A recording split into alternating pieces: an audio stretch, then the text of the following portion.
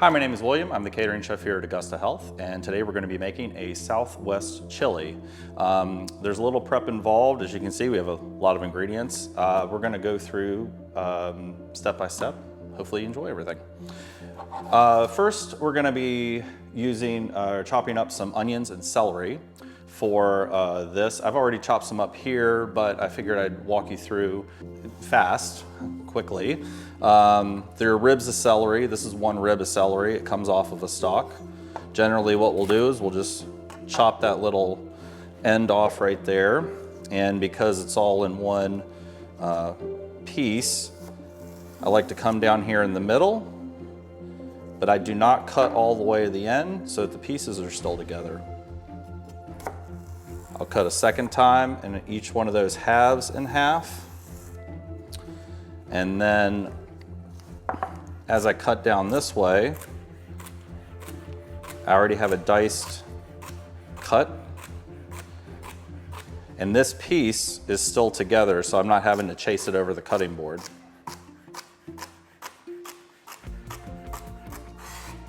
Then I can take this and add it to my bowl for my preparation. Now for an onion, I'm going to cut this top off here where the greens were coming out of the ground. Flat surface, onions are round, so you want to make it safe to cut. So we have a flat surface here. I'm going to cut, leaving that root part intact to give myself more flat surfaces to cut on. I'll peel just this first layer away. Some people call this the paper. And we're just going to discard that. But if you make your own vegetable stock, these ends are perfect for this application. Onion has layers, it's already kind of separated. I'll usually just take a knife down here, not cutting all the way to the end. Again, with the celery, that root is going to hold those pieces together. So just take your time. When you're cutting, accuracy is more important than speed. Now I've sliced the onion this way, but all that is still one piece because I left the root intact. So again, just like with the celery, I can come back and dice it, and I have all those layers separated, and I have a diced onion. Again, these ends are fine. You can keep them, save them, and make your own vegetable stock at home. I already have a pan here that's getting hot. To this pan, I'm going to add a little bit of vegetable oil and the prepared celery, onions, and bell peppers. We want to keep your pan on a medium-high heat. We always want to keep the vegetables moving so that they don't stick and burn. And as they're cooking, they're going to be releasing water, they're going to be caramelizing. So to this, I'm going to add a little bit of garlic. You always want to make sure you add your garlic closer to the end when you're cooking your vegetables because it has a tendency to burn. So we want to avoid that. We're just going to let this simmer a little bit more. We're trying to pull all the water out of the vegetables. They get good color, and that color turns into flavor. Now to this, I'm going to be adding some soy protein or vegetable protein. This is pretty readily available in stores and usually in the freezer section. There's many brands out there. You can pick whichever one you like the best. And it's great to keep in your freezer. It's a really great addition to a lot of different things like chili, burritos, spaghetti sauces, things like that. So this is wonderful to have on hand at all times. So we let the vegetables cook. We're going to add this soy protein to this now. We're going to let that cook a little bit more. Because that product is generally frozen, there is going to be a little water that's left over in it. So we want to cook that water out. Now at this point, if you like a little heat in your chili, you can add some jalapenos. I've omitted them from this recipe.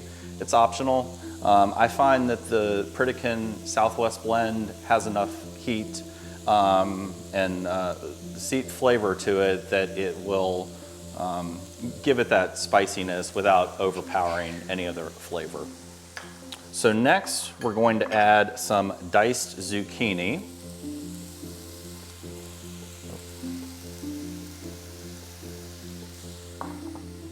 We're going to let that cook a little bit more.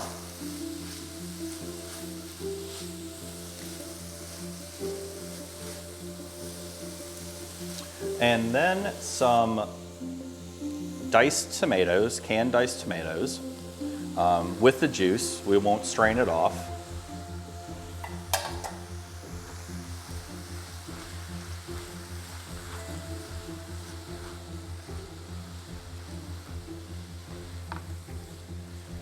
And also to this, we're going to be adding 1 can of tomato sauce.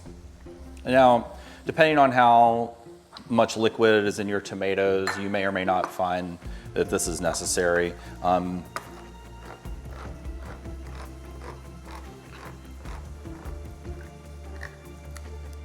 we will add that right in there.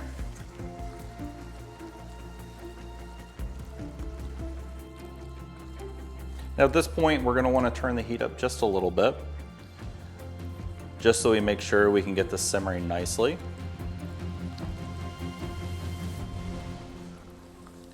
Next, I'm going to add about 2 cups, 2 to 4-ish cups of vegetable broth.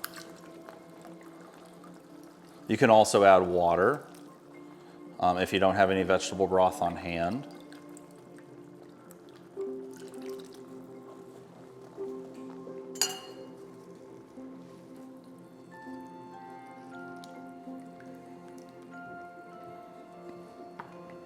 Now we're going to want to bring this up to a simmer and let it simmer for about 5 to 10 minutes.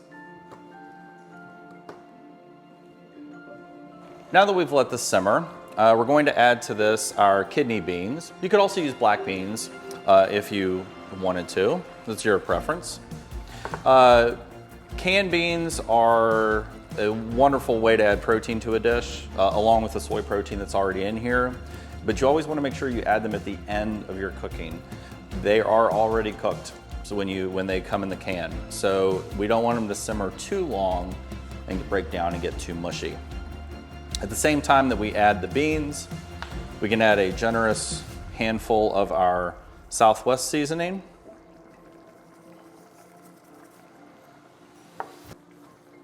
And we'll just stir that in. Now this might look a little on the soupy side, and that's okay. That is in part to the vegetable stock that we put in there. But the more you let this simmer, the more the water comes out, and the more concentrated the flavors are going to be. The only thing that's going to boil out of this right now is water. That's the steam that's coming out. If you are making this and you happen to think it's a little too thick, you can add a little bit more water in, or vegetable stock if you want. But if you think you need it, if it's a little too thin, just let it set for a little bit, and it'll be perfectly fine.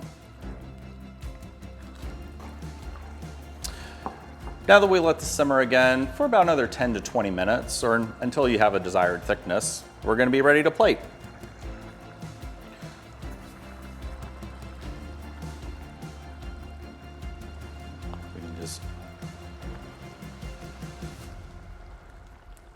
Now to this, it's nice to add a little burst of fresh flavor at the end. So I'm gonna add a tiny bit of fresh cilantro and just a tiny little bit of lime juice, not lemon juice. And if I wanted to, you could also add more of this Southwest seasoning if you'd like.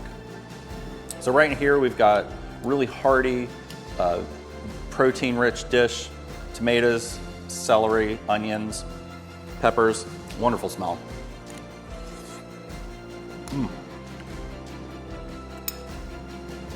Lovely, lovely dish. So for this and other heart-healthy recipes, please visit us at AugustaHealth.com.